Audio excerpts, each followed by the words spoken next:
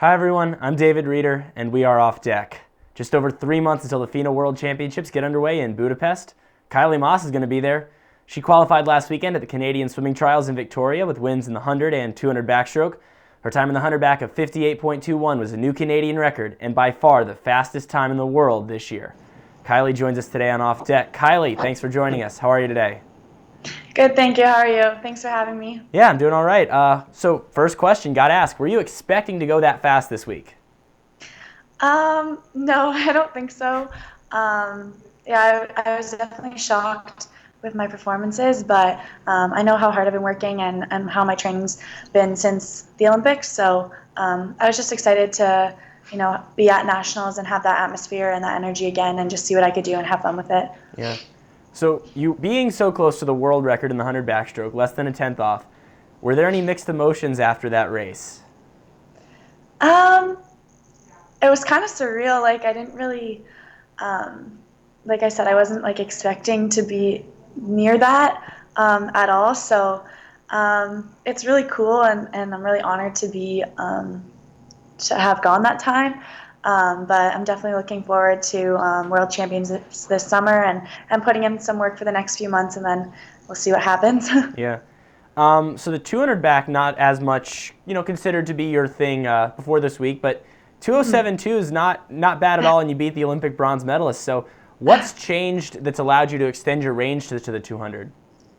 Yeah, honestly, my main focus was definitely the 100, but I know just, I guess, having that speed with the 100 that I could take it out in the first 100 and the 200 at a controlled, like, kind of easy, fast speed, and then really just work on the second 100 and building in the third 50, and then really finishing strong and just, again, just kind of going out with, trying to go out fast and replicate my 100 and then just, yeah, bring it home.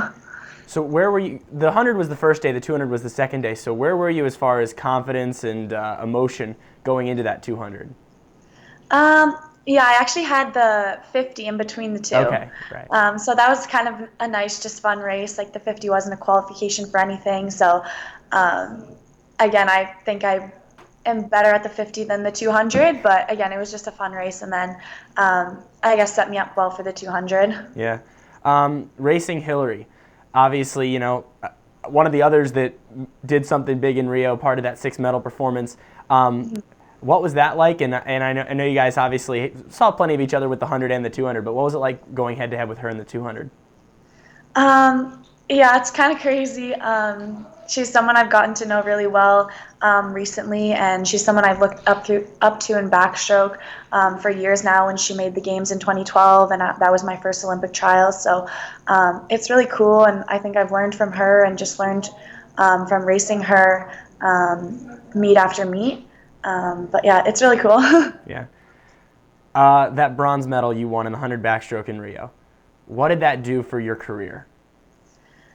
Um, I think it really just instilled a lot more confidence in myself, and to kind of just trust the process and not get too worked up with, I don't know, different practices or time after time. Swimming is such an up and down sport, so I know different training blocks can be more difficult than others. So kind of just keep pushing through, and yeah, it definitely gave me more confidence. I guess leading into this year and the future years with international racing. Yeah. What did you learn specifically from that final, from the people you raced, maybe from how it turned out, that you think you can take into the World Championships this summer? Because, chances are, with how fast you've gone and people like Emily Seebohm have gone, that race is probably going to be faster this year than it was last year. Yeah, I think just really learning more about myself and dealing with just like being able to adapt and dealing with nerves and everything that comes with an international competition in itself. And I think that's something that I think I did well at the Olympics, and I think it helped my performance, just kind of really having fun with it, and just, again, trusting the process that I had been doing the whole year, and to just race on the day that I had to race. What were the nerves like behind the blocks for that Olympic final? Um, I definitely was way more nervous for the final than I was for the prelim or the semi, but I tried to tell myself kind of each time I swam that it's the same stroke, the same two lengths I swim all the time. So it was nothing new or out of the ordinary that I was doing, and I'd done it so many times before. So I just kind of kept saying that to myself, and it kind of calmed me down. And then I really just tried to enjoy the whole experience and the atmosphere of the pool. And I had family in the stands, so I don't know. I just tried to kind of soak it all in, and then when it was time to race, just go. Fair enough. Worked out pretty well. Obviously, you had a big part in it. But what was it like watching Canada be so successful in Rio, winning the relay medals, and obviously Penny winning gold? What was it like to be a part of that and to watch it unfold? Yeah, it was incredible. I think we really built off of each and everyone's performances, and I think it really snowballed the whole environment and the atmosphere that we were in, like translated to each one of our performances. But yeah, I think it really, just from the first race, like it showed us that we belong there. We belong racing internationally for Team Canada, and that you can really, if you have a lane, you have a chance. So to kind of give it the best shot. How much of that can you take into the World Championships this summer, where expectations will be a little bit higher, rightfully so? Yeah, I think the same thing. Just really, each individual has their own performance, their own strategies and things like that. So everyone just focusing on their own races, but then supporting each other. And we have so much support staff through Team Canada and Swimming Canada that are there to help us. And just, doing everything that you can to ensure that you're ready to race. Yeah. So how much are you going to be thinking about that world record over the next 3-4 months? I don't know. I personally don't like to think about times too much. I've always been like that.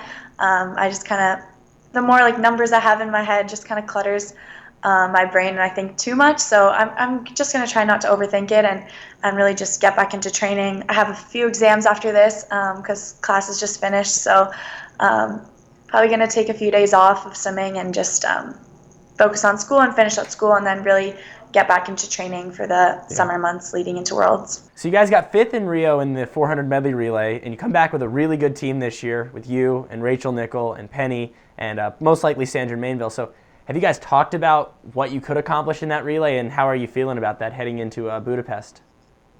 Yeah, I'm really excited, but we haven't had a chance to sit down and talk about it at all. But I know those girls are. I mean, we had the whole summer together last summer, and they're awesome girls, and I'm really, really excited to race with them this summer. So we'll see what we can do. How excited are you just for Budapest?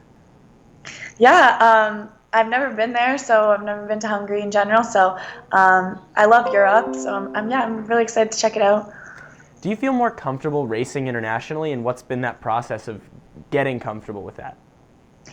Yeah, I think definitely more comfortable than I was at, say, my first international meet, but I think it's a bit of just like the unknowns. Like in your first international meet, you maybe don't know some of the people you're racing, and then as you start to go to more and more, you become familiar with the people that you'll be racing or the people that are going to be there. So I think that helps.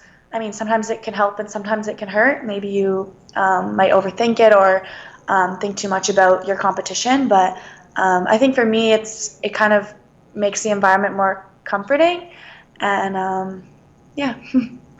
So what's the plan in as far as racing schedule between now and the World Championships? I think I go to the Santa Clara meet, and then I'm going to altitude at the beginning of May to do some training, and probably a few meets in the Toronto area, and yeah, that's about it. We have a staging camp in Italy before. Sounds busy. Should be a fun one, though.